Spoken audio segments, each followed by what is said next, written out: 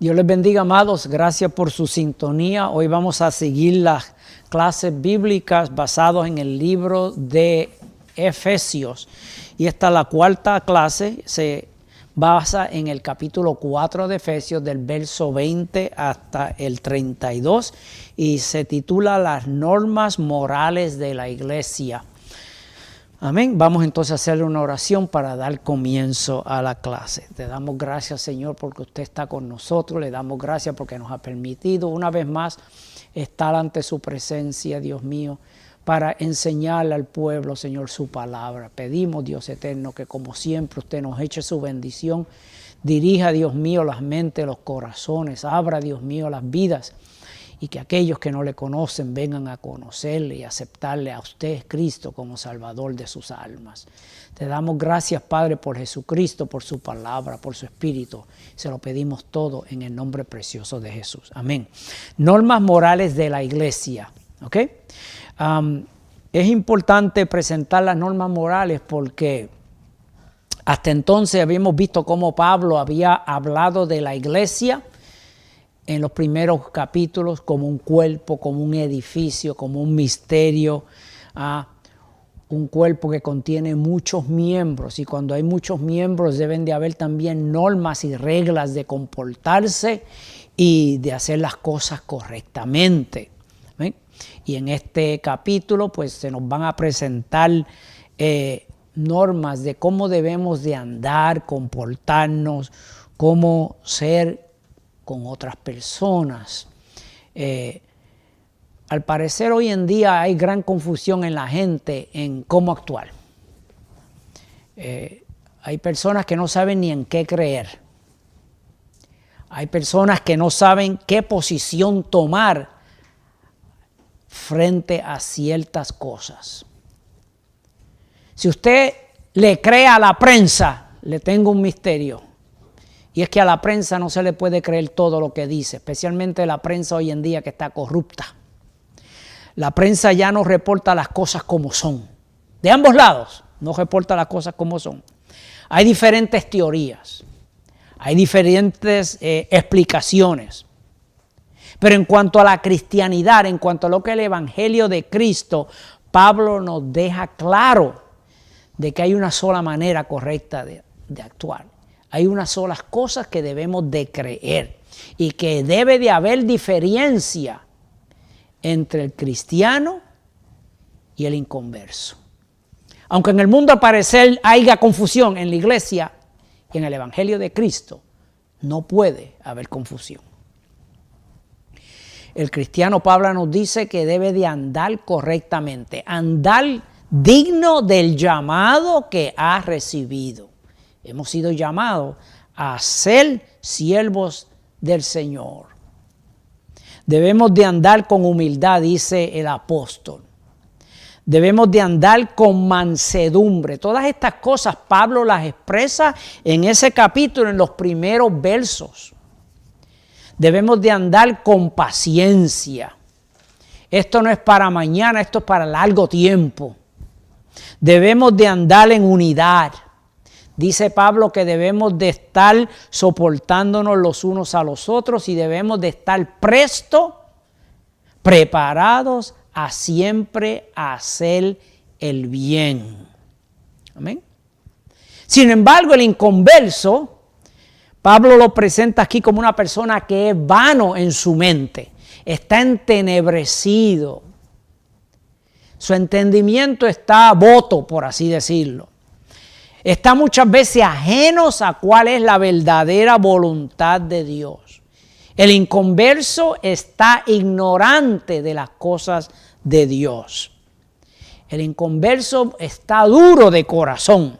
A veces es insensible, muchas veces es impuro. Y por lo tanto, en esta clase de hoy vamos a ver diferencias entre los que creen en Cristo, cómo deben de bregar en aquellos que no han creído en Jesús. Vamos a leer los primeros dos versos de este capítulo 20, el verso 20 y 21 del Efesios 4. Dios me les bendiga, mis amados hermanos, y a todos los que se conectarán a este estudio, la bendición de Dios para cada uno. Leo la palabra en el nombre del Padre, del Hijo y del Espíritu Santo. Amén. Mas vosotros no habéis aprendido así a Cristo, si en verdad le habéis oído y habéis sido por él enseñados conforme a la verdad que está en Jesús. Amén. Esta carta que estamos estudiando hoy fue escrita por el apóstol Pablo desde su cárcel en Roma, su primer encarcelamiento. Fue escrita, se cree, en el año 61 al 63 después de Cristo. Eso hace miles de años que esta carta fue escrita. Amén. Y fue dirigida a los éfesos, pero también es dirigida a nosotros. Porque los éfesos se le había dado honra, por así decirlo, porque el apóstol había oído de que ellos todavía guardaban la fe. ¿Se acuerdan la semana pasada que hablamos de esto? Y habían también continuado demostrando amor hacia los hermanos. Pero al leer esta carta, ahora en este verso, este capítulo 4, nos damos cuenta que también Pablo, una vez salió o partió de Éfeso, le habían llegado ciertas noticias de que al parecer los efesios no seguían todas las cosas del evangelio que él le había dicho. Usted ve, puede haber fe, puede haber amor hacia los hermanos, pero puede haber también un desenlace en cuanto a ciertas cosas que el creyente debe de mantener. Parece que no seguían todas las cosas. Y se les habían olvidado, quién sabe. Quién sabe el cambio del tiempo. No necesariamente explica el por qué, pero al leer esto, aquí el apóstol da por sentado de que él tiene que volver a acordarle estas cosas. Amén. Y el verso dice, mas vosotros no habéis aprendido así de Cristo, porque le está dando seguimiento a los versos anteriores donde presenta toda la manera mala de vivir que tenían los inconversos y que algunos en la iglesia de Éfeso, aunque cristianos, al parecer también estaban actuando de esta manera. Y él le dice que ellos, igual que nosotros, hemos sido enseñados muy diferente.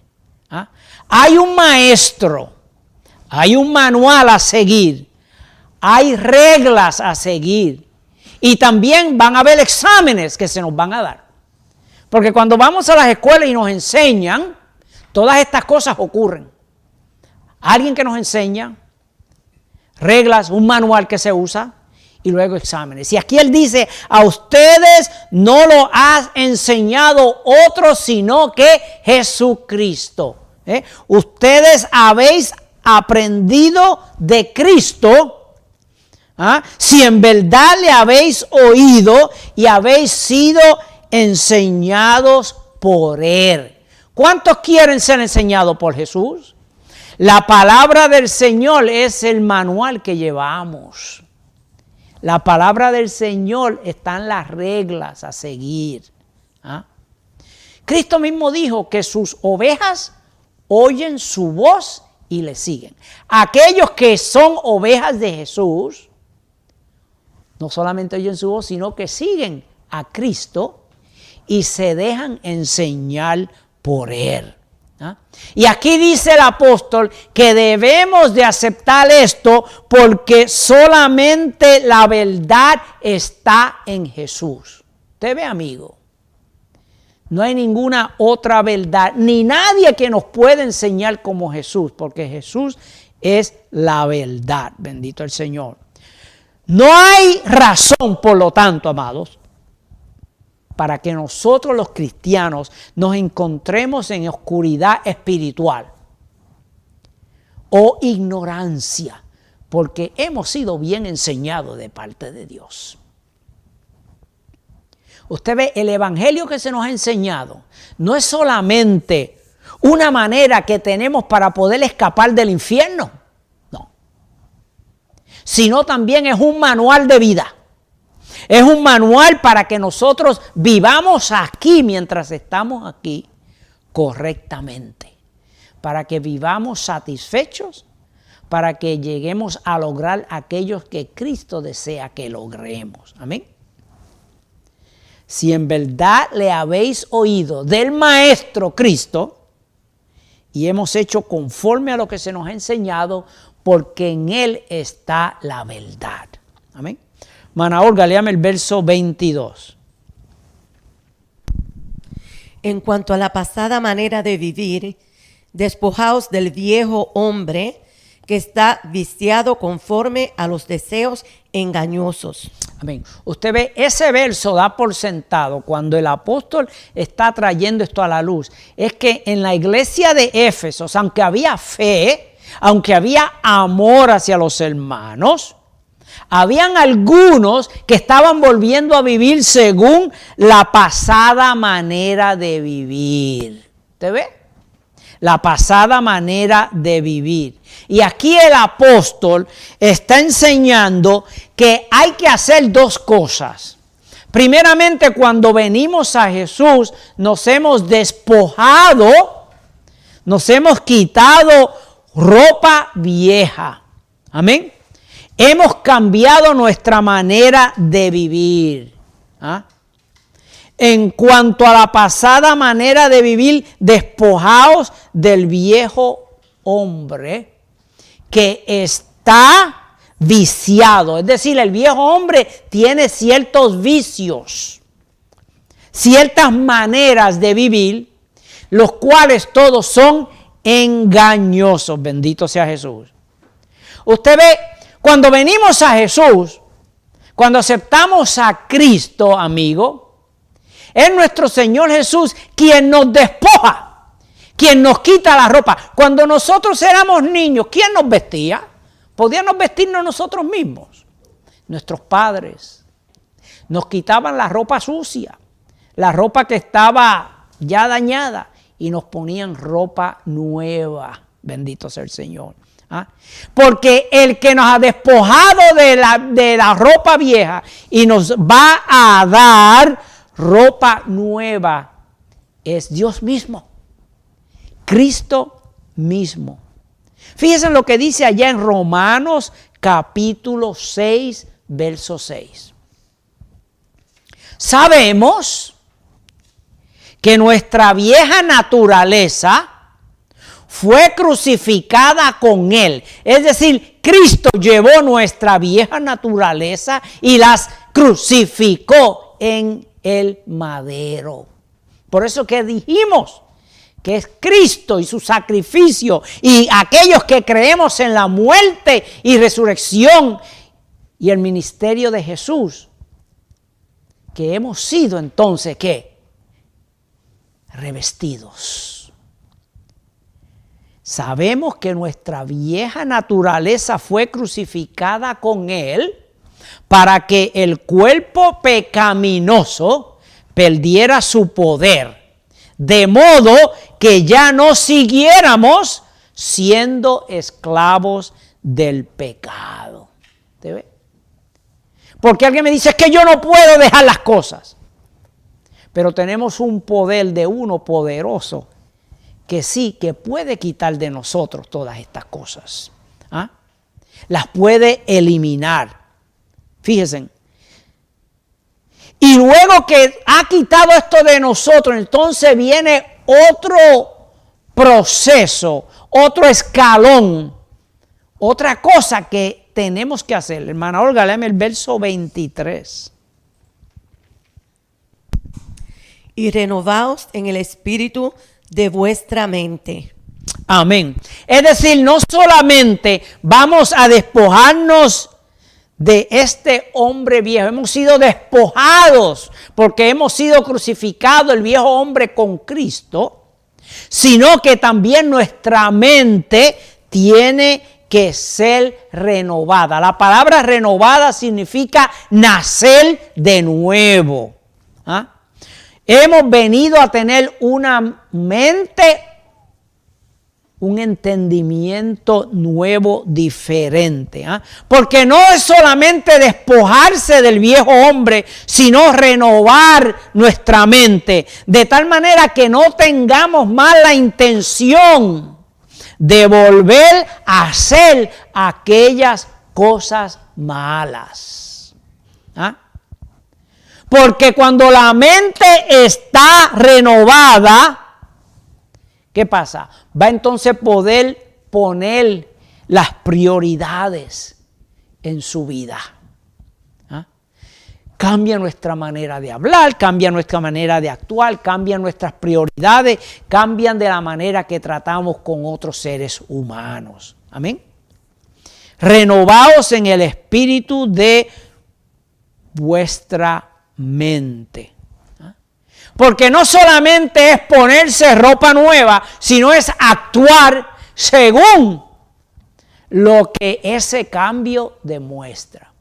Usted sabe, amados, que cuando una persona está en la cárcel y la dejan salir, una de las cosas que tiene que hacer es cambiarse de ropa. No puede salir con la misma ropa que usaba en la cárcel. Usted no ve a nadie afuera andando con ropa de prisión. Se viste de una ropa diferente. ¿Ah?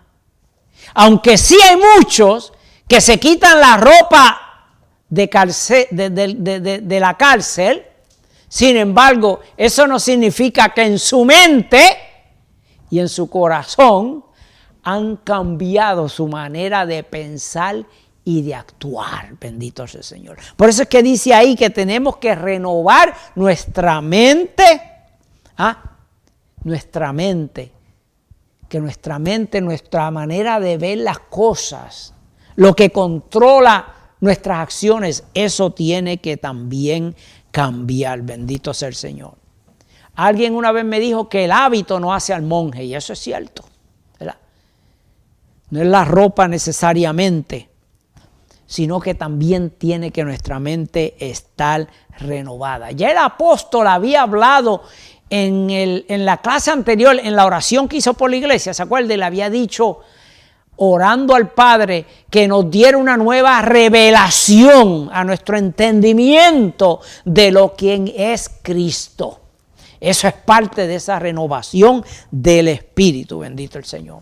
Hermana Olga, léame el verso 24. Y vestíos del nuevo hombre, creado según Dios, en justicia y santidad de la verdad. Amén. Hay que quitarse algo y ponerse otra cosa. Amén. Hay que despojarse del viejo hombre para entonces tomar el nuevo hombre que ha sido creado según Dios. El que ha creado el nuevo hombre es Dios. Amén. Ese viejo hombre o ese viejo vestido fue el que heredamos de Adán, de nuestros padres. Pero el vestido del nuevo hombre es creado por Dios para que nosotros nos los pongamos. Amén. Qué precioso. ¿Ah?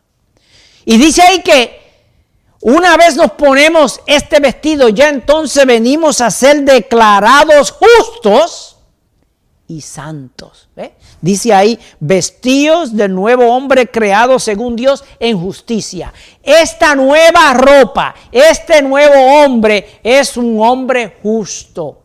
Es un hombre santo y por lo tanto el que lo ha creado es Dios. ¿Ah? Ya anteriormente nos ha dicho el apóstol que el Padre nos ve sentado con Cristo.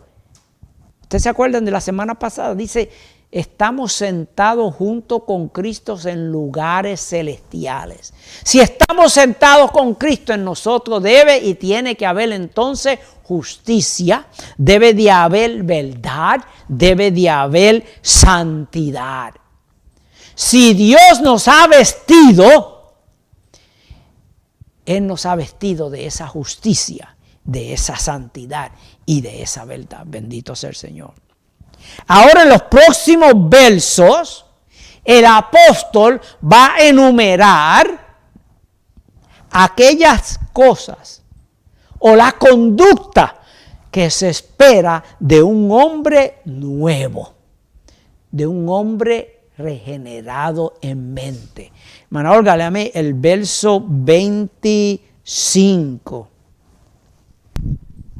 Por lo cual, desechando la mentira, hablad verdad cada uno con su prójimo, porque somos miembros los unos de los otros. Amén.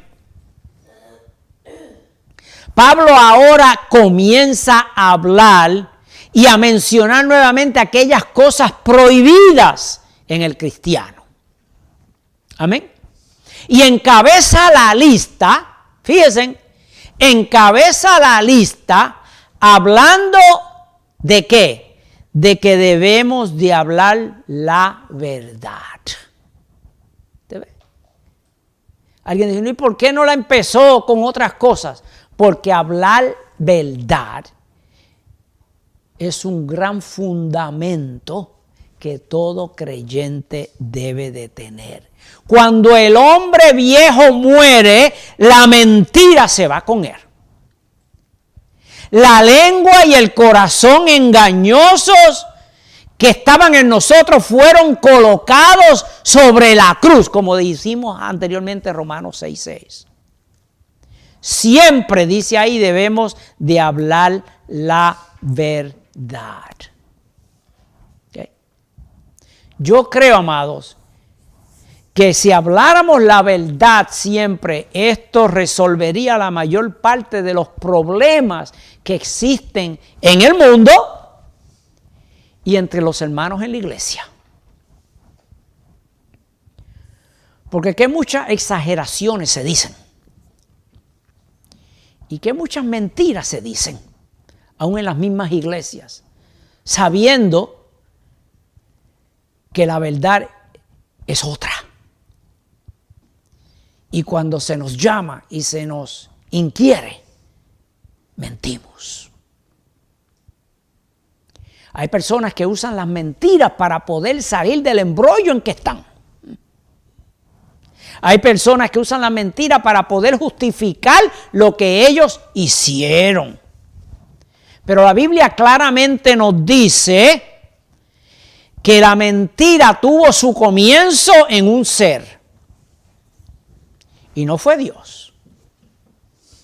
La Biblia claramente dice que el padre de la mentira, el primero que habló mentira, ¿fue quién? Satanás.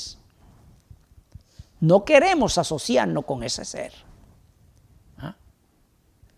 Aquí la palabra nos está diciendo que si queremos hablar verdad, primero tenemos que desechar, echar a un lado, rechazar la mentira. ¿Ah?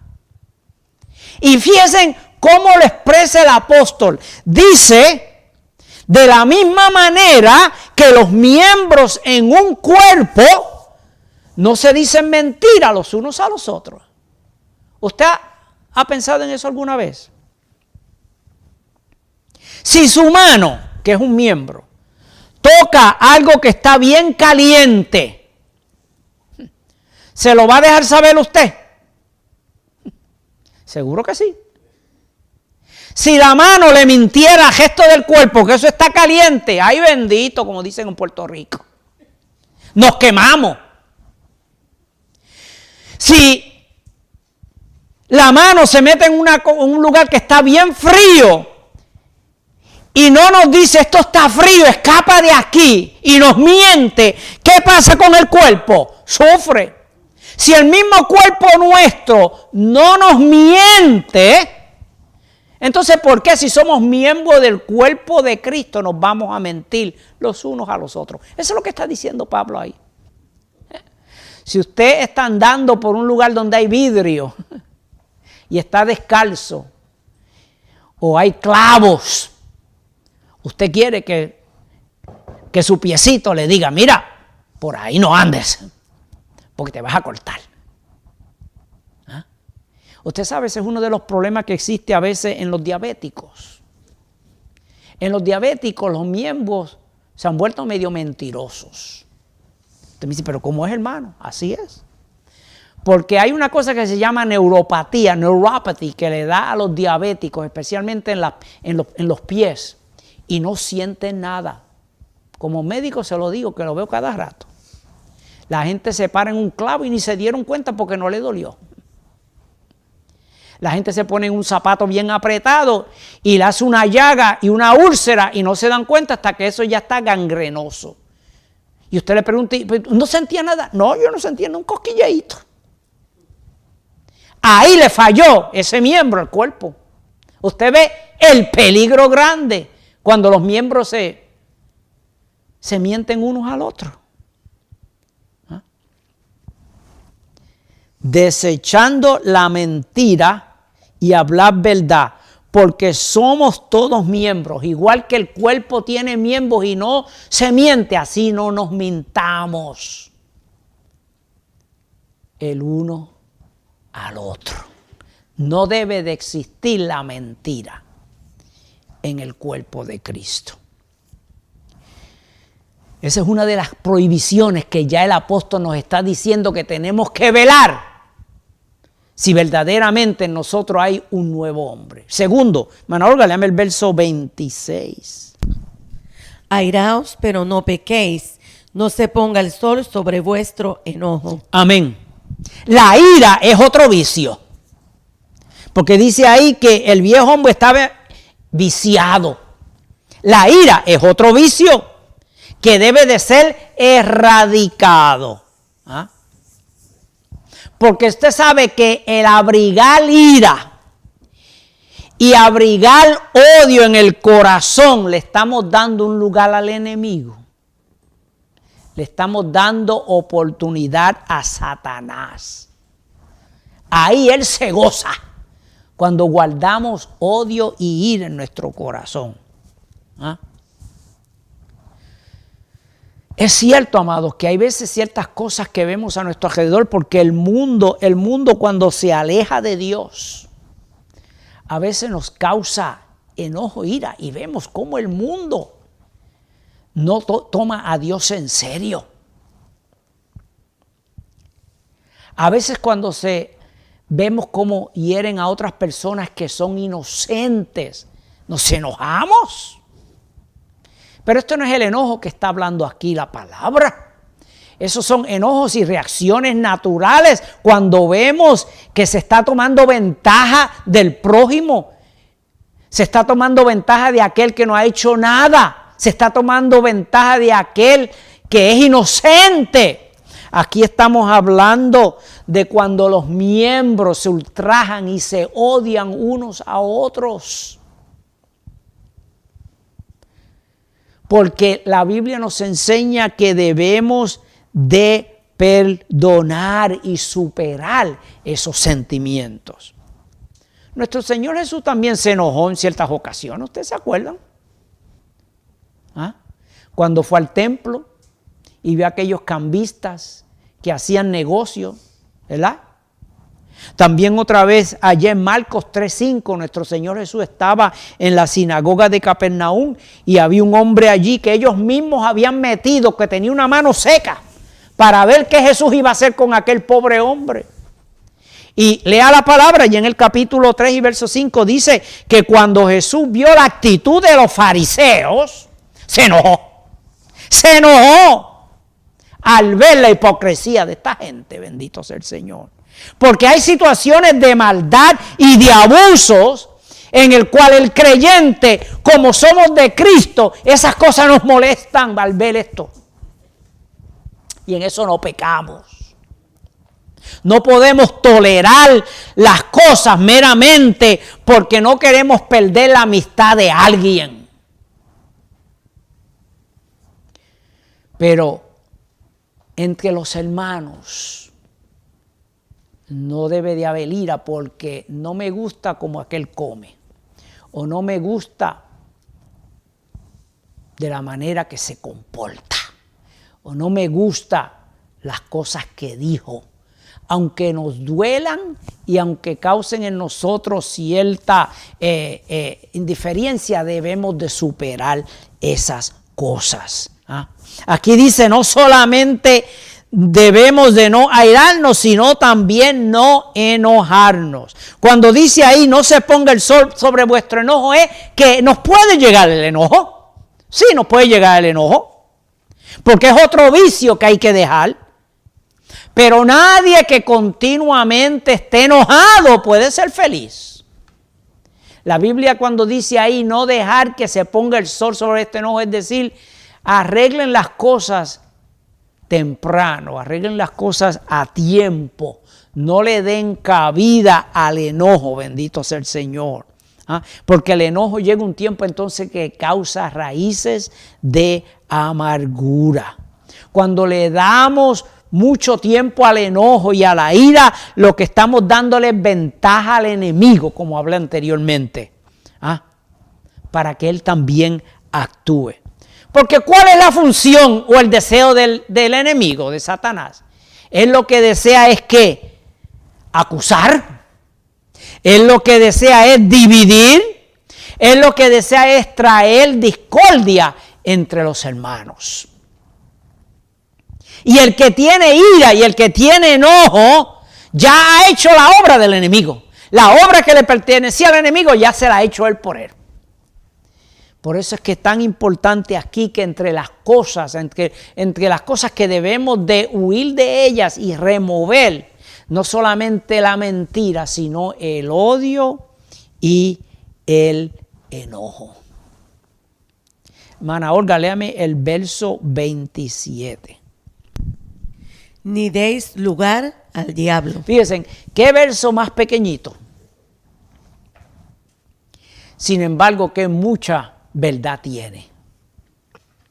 Sabemos, amados, amigos, sabemos, la Biblia dice que somos tentados por nuestra propia concupiscencia. Los deseos inmorales de nuestra carne, usando nuestro sentido, es lo que nos hace entrar y caer en tentación. Pero aún así, el enemigo, Satanás, procura siempre destruir a los hijos de Dios. Y no podemos darle ventaja al diablo, dice ahí. Cuando dice no deis lugar al diablo, es decir, no deje que se le acerque. No deje que venga a tentarlos, no lo dejen entrar, no entren en el territorio del enemigo. No dejen una hendidura, no dejen un lugarcito abierto por donde Satanás se pueda meter. Cuando dice ahí, no deis lugar al enemigo, no le deis oportunidad de entrar. Usted sabe cómo hacemos esto, no teniendo malos pensamientos, no hablando palabras malas y de mal sentido, no haciendo acciones que no son debidas, no inclinándonos a hacer lo malo, no desear el pecar, no tener tendencias a hacer cosas desagradables delante de Dios. No darle lo que el apetito de la carne quiere. Rechazar toda clase de vicio. En todas esas cosas estamos cerrándole la puerta al enemigo. Bendito el Señor. No deis lugar al diablo. Porque en todas estas cosas que él está hablando aquí, el diablo se puede meter. Y estamos hablando aquí de las normas morales de la iglesia. Hermana Olga, sígame con el verso 28. El que hurtaba, no hurte más, sino trabaje, haciendo con sus manos lo que es bueno, para que tenga que compartir con el que padece necesidad. Amén. Es decir, que una de las maneras que el viejo hombre actúa es que hurtando, el robar, el hurtar, no puede ser acción del creyente. Porque a la naturaleza antigua le gusta robar. No le gusta obtener las cosas legítimamente. Fíjese, hay maneras legítimas de obtener las cosas y hay otras maneras que no son legítimas. ¿Cuántos el Señor ha salvado que una vez hurtaban, pero ya no hurtan? Ya no hurtan.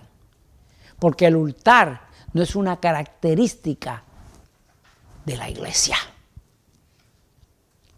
A veces hurtamos en diferentes maneras. Hurtamos en tiempo que le robamos a otros. El jefe nos dice, me tienes que trabajar 8 horas. Y yo trabajo 6 o 7. Y la otra estoy en mi computadora, en mi teléfono, haciendo llamadas. No haciendo lo que tengo que hacer. ¿Cuántos de nosotros les hurtamos a Dios? Le podemos hurtar a Dios, aún siendo creyentes, en el tiempo que le debemos a Él, en la búsqueda de su palabra que no leemos, en las ofrendas que tenemos que dar al Señor, en el amor que le debemos a nuestros hermanos, en el respeto que le debemos a otras personas. En esas cosas podemos robar también. Pero aquí el apóstol, hablando de hurtar, se está refiriendo también a ¿qué? A trabajar honestamente. Amén. Obtener las cosas correctas. Que debemos de ganar nuestro dinero legítimamente para sostenernos nosotros mismos, para sostener a nuestras familias, pero también ¿para qué? Para ayudar al que está necesitado. ¿Usted ve? Parte del trabajo, de la ganancia que recibimos, debemos de usarla también para compartir con aquel que necesita. Y aquí no te está dando un número específico, no te está diciendo cómo hacerlo, solamente cuando tengas la oportunidad, cuando oiga que hay necesidad, cuando contemples y sea consciente de alguien que está en necesidad, ayúdale. Bendito el Señor. Porque eso le agrada al Señor y esas son parte de las normas morales que la iglesia debe de tener. Bendito sea el Señor. Ayudar a otros. El trabajo, mis amados, el trabajo fue creado por Dios. Allá en el huerto del Edén, al hombre se le puso al frente de trabajar la tierra, de agricultura, de velar por aquello que Dios le había puesto. Eso es un trabajo. Porque Dios desea que estemos ocupados. Porque una persona que está ociosa es una persona que es taller para el enemigo. Sabemos que llega un tiempo en nuestra vida que ya por vejez, edad o enfermedad ya no podemos trabajar. Pero debemos de mantener nuestra mente siempre ocupada. Porque aquel que es ocioso y no se interesa en nada, tarde o temprano el enemigo va a venir a tocarle a las puertas y le va a dar un sinnúmero de tareas que haga. Y las va a hacer. Las va a hacer. Por eso es que la ociosidad a Dios no le agrada. Dios llamó a hombres, todos estaban trabajando, todos. Les dijo, síganme. Es el deseo de Dios que el creyente trabaje en su obra sobre todas las cosas. Porque tenemos trabajos seculares, pero debemos de trabajar en la obra del Señor cuando se nos da la oportunidad, cuando vemos que hay la necesidad de hacer algo, que lo hagamos, bendito sea el Señor. En otras palabras, la vagancia en el creyente no es buena. Hermana Olga, sígame leyendo ahora el verso 29.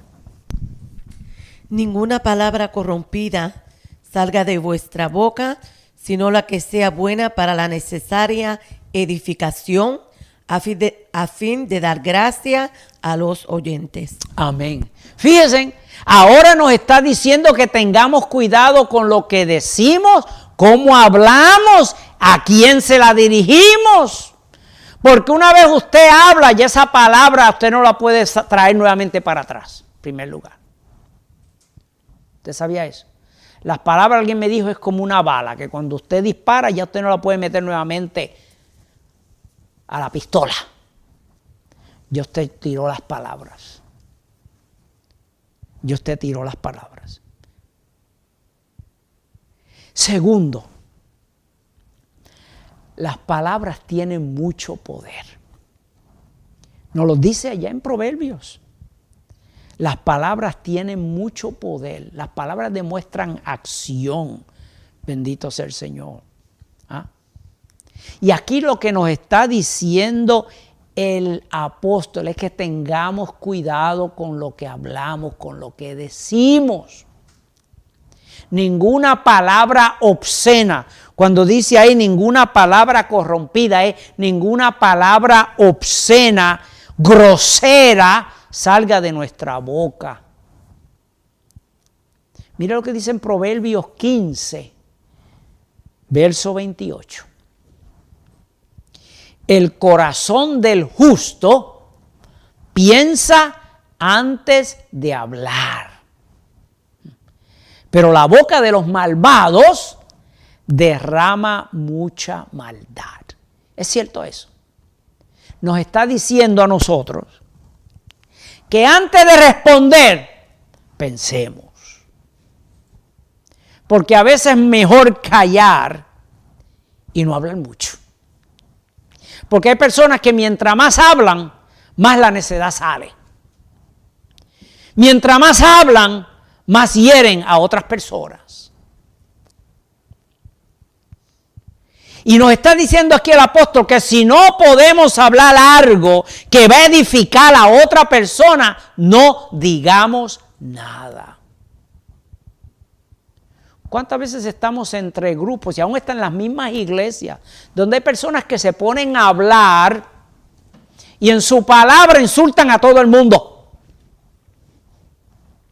Y en lo que dicen no edificaron a nadie.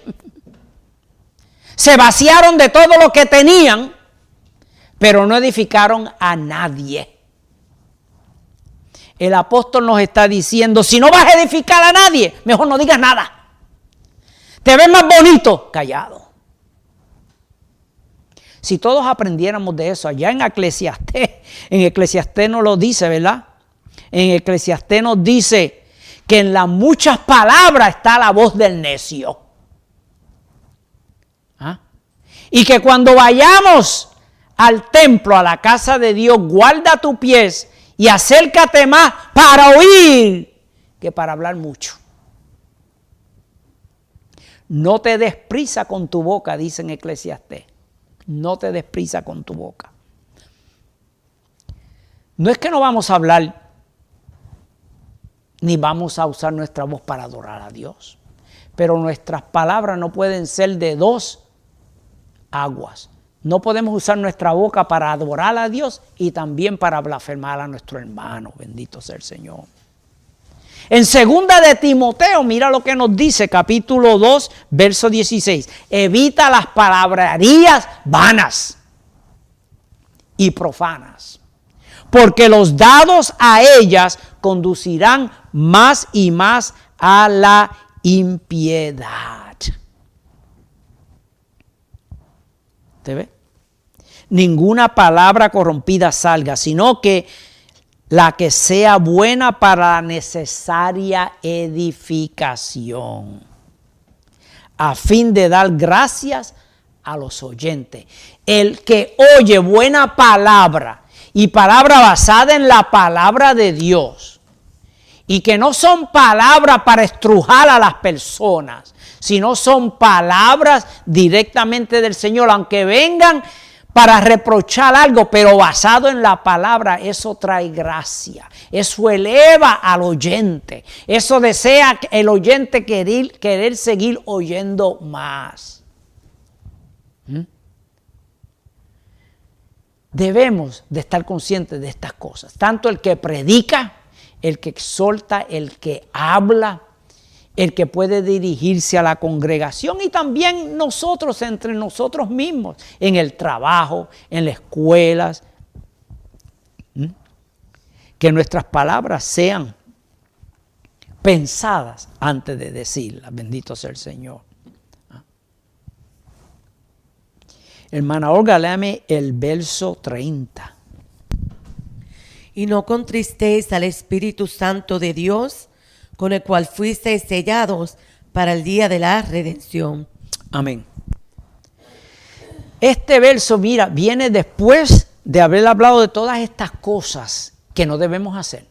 Ahora el apóstol nos está diciendo, si ustedes hacen esas cosas que le han dicho que no se hagan, ustedes van a entristecer al Espíritu Santo.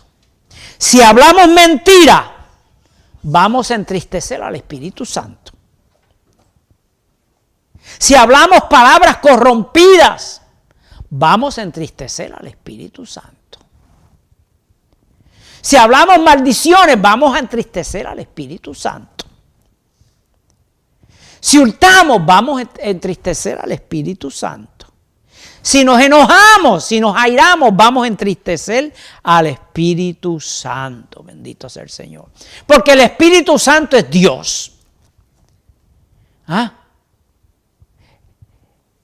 Es una persona que puede ser entristecida. Se pone triste.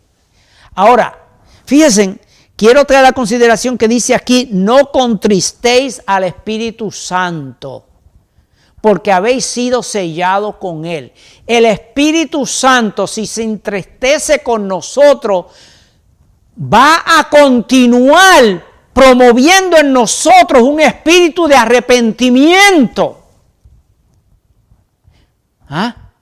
Porque hemos sido sellados, somos parte de Dios, somos propiedad de Dios. Y es función del Espíritu Santo redarguirnos. Porque hemos sido sellados con el Espíritu Santo de la redención. Y si hemos sido sellados, ese sello todavía está en nosotros. Pero cuando entristecemos al Espíritu Santo, lo que pasa, amado, no es que el Espíritu Santo se fue, porque si se fue no sintiéramos esa tristeza en nosotros. El Espíritu que está en nosotros nos hace sentir mal, porque el Espíritu está triste. Pero la influencia del Espíritu Santo en nuestra vida mengua cuando le entristecemos. Ya no puede obrar las obras en nuestra vida cuando está entristecido.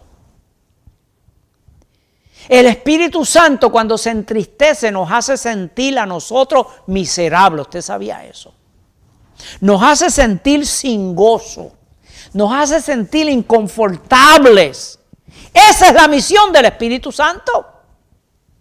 Así sabemos que el Espíritu está todavía con nosotros, porque nos redarguye. Nos dice, lo que hiciste no me agradó, me dolió, me entristeció, me agravió, me ofendió. Eso es lo que el Espíritu Santo hace cuando se entristece.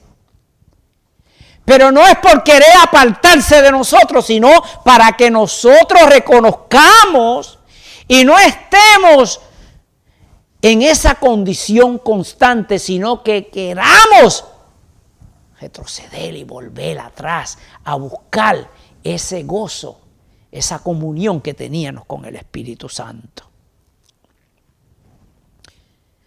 Hermanos, cuando el Espíritu Santo se entristece con nosotros es para nuestro propio bien. ¿Usted sabía eso? Es para que reconozcamos, que nos despertemos. ¿Ah? Porque el Espíritu Santo sabe, siendo Dios, la miseria que nos va a costar ese pecado que hemos hecho. Y Él no quiere que suframos de esa manera. Por lo tanto, Él se entristece. El Espíritu Santo sabe cuánto castigo podemos recibir si continuamos en ese pecado. Y por lo tanto se entristece.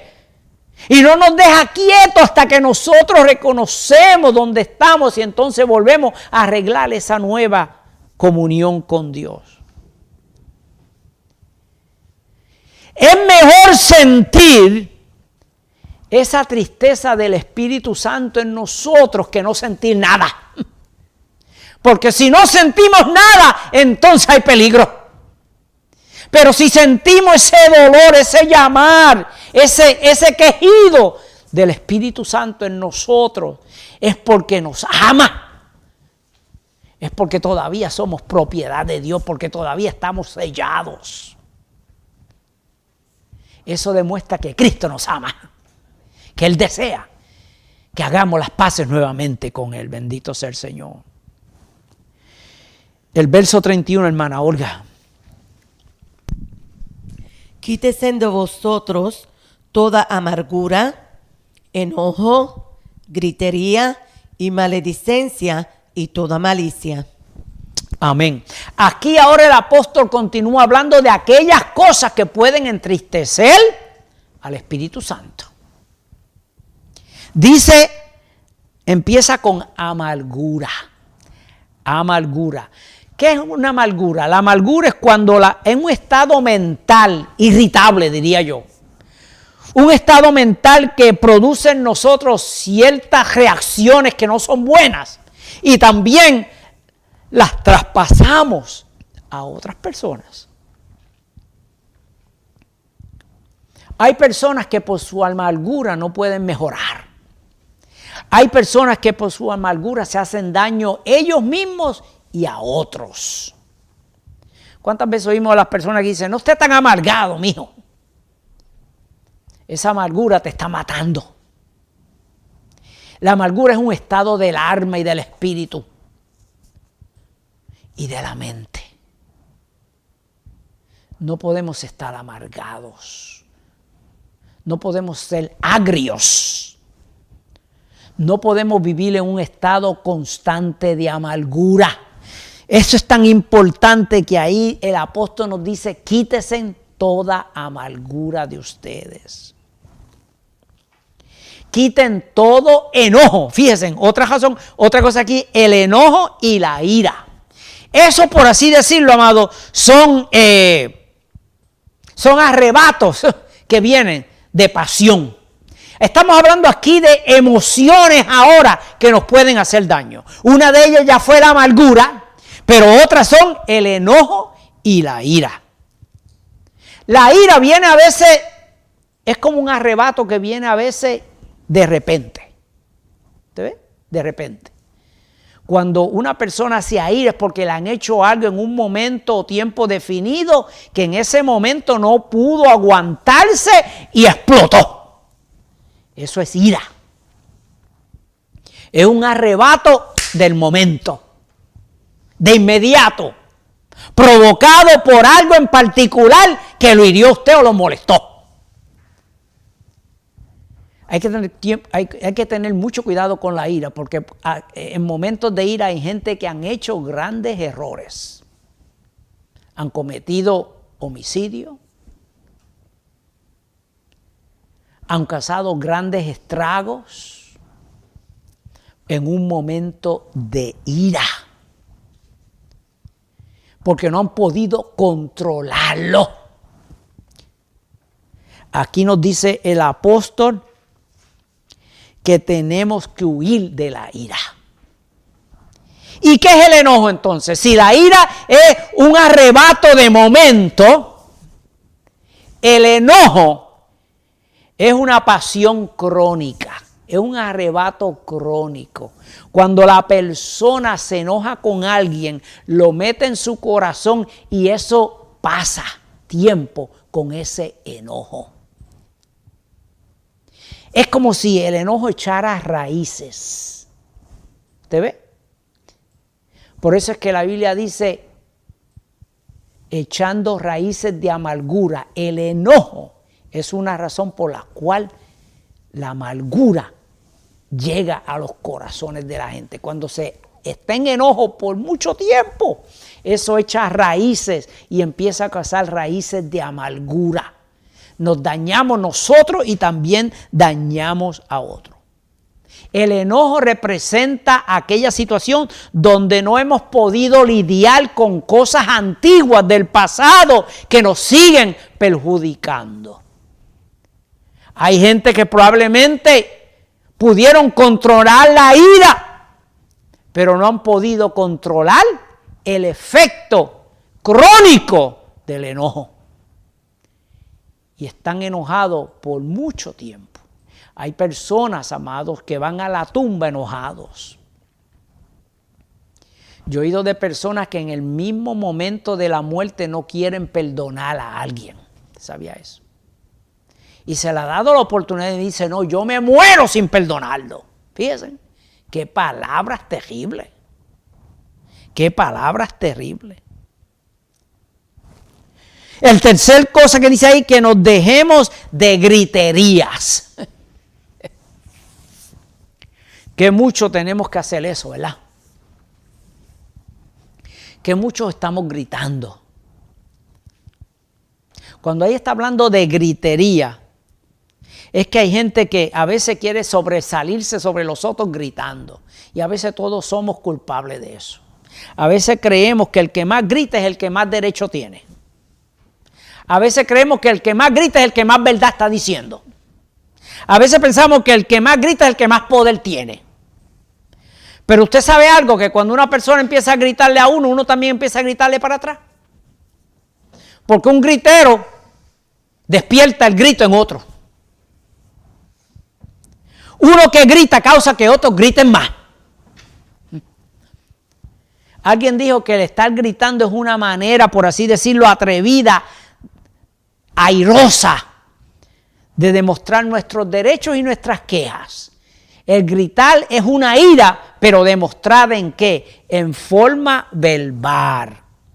Se hace en una manera externa y es una violencia verbal lo que se está demostrando cuando se está gritando. Es como si perdiéramos el control. Alguien me dijo que el estar gritando es como echarle leña al fuego. La misma Biblia lo dice, que la palabra apacible calma la ira. Pero la palabra alborotosa levanta un fuego. Aquí el apóstol nos está diciendo, déjense de estar gritando. Déjense de estar gritando unos a otros. Y luego dice, y maledicencia. Fíjate ahí, maledicencia son dos palabras. Mal es de mar y diciencia es de hablar, de dictar. Es decir, déjense de estar pronunciando blasfemias. Déjense de estar hablando palabras malas. Déjense de estar hablando calumnias. Toda palabra desordenada. Déjense de eso. Y finalmente también dice, y de toda malicia. ¿Qué es malicia? Malicia es cuando hay una intención detrás de una acción y es una acción engañosa. Cuando hablamos, Pero lo que estamos hablando, detrás de eso hay un deseo mal hacia cierta persona. Lo hacemos solapadamente, como engañando. Tratar de engañar a la persona cuando en verdad estamos tratando de esconder cuál es la verdad y la intención maligna que hay en nuestro corazón. Eso es hablar con malicia. ¿Ah? Alguien dijo una vez que el hablar con malicia es como tener un odio en embrión. Un odio que todavía no se ha, por así decirlo, manifestado completamente, pero ya está el odio fecundado. Ya está el odio ahí, está congelado esperando para el momento de explotar. ¿No? Hermano Olga, dame el verso 32. Antes de benignos unos con otros, misericordiosos, perdonándoos unos a otros, como Dios también os perdonó a vosotros en Cristo. Amén. Usted ve, si hacemos estas cosas del verso 32, el Espíritu Santo no se va a entristecer en nosotros. Primeramente, aquí el apóstol está demostrando un contraste, un cambio que él quiere que ocurra para remover lo malo y que lo bueno entre, los buenos modales, las normas normales. Primero nos dice, ser benignos unos con otros. La palabra benigno es opuesto a maligno. Es decir, sean cariñosos, ayúdense los unos a los otros, sean bondadosos, sean cortés los unos con los otros. ¿Ah? Segundo, dice ser misericordiosos o compasivos. Demuestren compasión, misericordia los hermanos los unos a los otros. Sean perdonadores. ¿Ah? Sean perdonadores. Nos van a herir ciertas personas. Y nosotros también vamos a herir a otros. Pero siempre debe de haber oportunidad para prestar perdón. ¿Ah? Debe de haber en nosotros una prontitud rápida para perdonar y echar al olvido aquello que nos han hecho. Aquí el apóstol nos está diciendo que sigamos el patrón de Dios. De cómo Dios nos perdonó, así también nosotros hagamos. ¿Ah? Primer lugar, Dios retiene su ira. Dios aguanta su ira por mucho tiempo para brindarnos el perdón. Porque si Dios nos fuera a castigar por cada cosa que hacemos, ¿a dónde estuviéramos? Pero la ira de Dios se aguanta, se sostiene, esperando demostrar ese perdón. Dios se acerca a nosotros, amigos, los malos, para atraernos a Él, aun cuando Él ha sido el que ha sido herido. Sin embargo, Dios se acerca al hombre, Dios se acerca a nosotros. Él intenta reconciliarse con los malos, bendito el Señor. En otras palabras, Dios siempre es el primero en dar el paso hacia el perdón. Usted ve, esos son los patrones que debemos de seguir, tal como Dios es. Si Dios da el primer paso, démoslos nosotros. Si Dios se acerca a aquellos que le han herido, para perdonarlo, también nosotros hagamos lo mismo. Sigamos el patrón de Dios. Dios nos perdona, amados, aun cuando sabe que muchas veces vamos a cometer el mismo error otra vez. ¿Usted sabía eso? ¿Sí? Nos perdona aun cuando Él sabe que lo vamos a hacer otra vez. El perdón nuestro debe ser también de la misma manera. Finalmente, Dios no requiere un periodo de prueba para entonces ofrecernos su perdón, sino que nos los ofrece cuando nosotros vamos a Él arrepentidos. Él nos dice, bueno, no te voy a perdonar a ver cómo bregas en los próximos 30 días. Si bregas bien, pues entonces te perdono. Pero si no bregas bien, no te vista que no va. Dios no es así. Dios no nos pone tiempo requerido. Dios no nos pone un periodo de prueba, sino que si vamos a Él en ese momento, Él nos perdona. Amén. Porque Dios confía en nosotros, amados. Y tal como Dios perdona, Él quiere que también nosotros trabajemos igual que Él, seamos colaboradores con Él en perdonar a otras personas, perdonar a aquellos que nos han estorbado, que nos han hecho mal, bendito el Señor. Todas estas conductas que hablamos aquí en este verso 32 van a hacer que el Espíritu Santo no se entristezca. Y nos demuestra a nosotros, amados, que la base del perdón es un acto que viene de parte de Dios. Dios nos perdona por su gracia. Dios nos perdona porque ama a Cristo y porque ama a Jesús, el Padre nos perdona. Entonces nosotros debemos perdonar porque amamos a Jesús. Amén. Porque así es como el Padre nos perdonó, por amor a su Hijo Jesucristo. Perdonemos porque Él también nos ya ha perdonado. Amén. Dios me les bendiga, mis amados. Dios me les guarde. Gracias por su atención prestada. Esperamos que se hayan gozado. Vamos a hacer ahora 2 oraciones. La primera oración es por aquellos hermanos conocedores del Señor, que igual que todos nosotros necesitamos, ¿verdad?, el recordatorio de estas cosas que la palabra nos enseña que debemos de hacer. Y segundo, vamos a hacer una oración por aquellos que quieren hacer profesión de fe. Oremos primeramente. Padre Celestial, te damos gracias porque en esta hora usted ha estado con nosotros, Señor. Mira a tu pueblo, Dios mío, que se ha congregado para oír su palabra. Le damos gracias, Señor, porque usted ha sido bueno y perdonador, porque usted nos cuida, porque usted nos ama. Gracias, Dios mío, por recordarnos aquellas cosas que son necesarias para nosotros como cristianos, cómo ponerlas por obra, cómo actuar, cómo vivir justamente delante de usted, Señor. Ayúdanos, Dios mío, necesitamos de usted cada día su fortaleza. Enséñanos, Señor, a siempre reconocer que usted nos ha perdonado y porque nos ha perdonado también nosotros debemos perdonar a otros, Señor. Guárdanos, cuídanos. Mira a cada hermanito, aquellos que están enfermos, sánalos.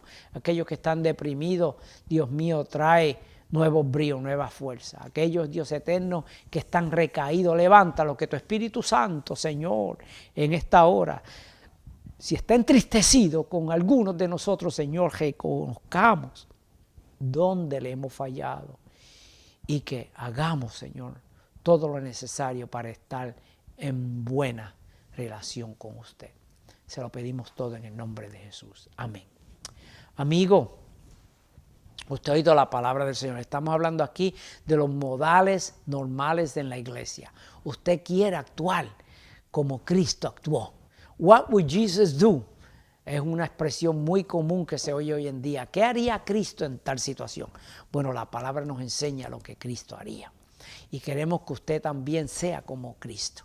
Que usted venga a Jesús. Que usted acepte a Cristo para que empiece a actuar y a vivir en novedad de vida. Amén.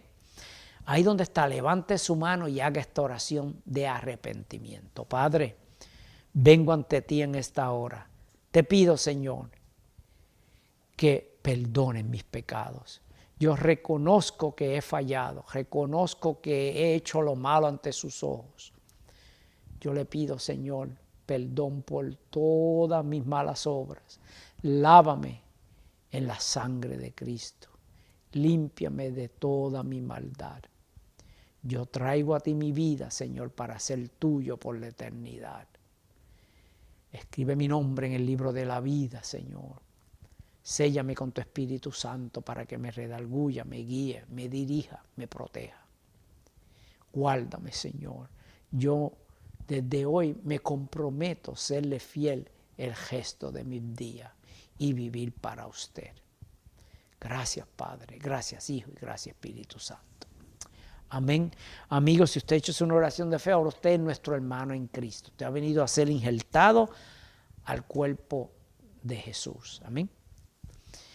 Le pedimos que haga 3 cositas. Número 1, que busque una Biblia para que usted continúe estudiando la palabra. Dios le va a hablar acerca de su palabra. A través de su palabra le va a decir lo necesario. Empiece leyendo el Nuevo Testamento. Mateo, Marcos, Lucas y Juan, esos evangelios preciosos. Continúe estudiando la historia de la iglesia de Cristo, allá en el libro de los Hechos. Amén. Le pedimos también que busque una iglesia a la cual usted pueda visitar. Una iglesia que enseñe la palabra del Señor, que enseñe a Cristo resucitado. Nada más. No dependemos de estatuas, ni de ídolos, ni de líderes, ni de liturgias, ni ninguna de esas cosas. Nuestro deseo es solamente adorar a Jesús. Si no tiene un lugar al cual ir, le pedimos que nos visite. Estamos localizados en el 166 de la Holden Street, aquí en Worcester, Massachusetts. Estamos ahí los viernes a las 7 de la noche y los domingos a las 2 de la tarde. Allí estamos. Esperamos que usted se decide y venga a visitarnos. Queremos verlo. Queremos oír que usted ha recibido a Cristo y lo hace ahora públicamente. Amén. Y tercero, busque un tiempo para orar, para hablar con el Señor. No importa el día, la hora que usted tenga, puede hacerlo. Hablar con Jesús, hablar con el Padre a través de Cristo. Le damos gracias porque usted hoy ha hecho un gran paso y ha venido a Jesús. Amén. Vamos ahora a ser despedidos. Vamos a pedir primeramente que los hermanos que están conmigo aquí se despidan de la audiencia. Hermana Olga, primeramente. Dios me les continúe bendiciendo, mis amados hermanos. Les deseo una buena noche y que siempre estén estudiando la palabra del Señor. Aleluya. Dios me les bendiga.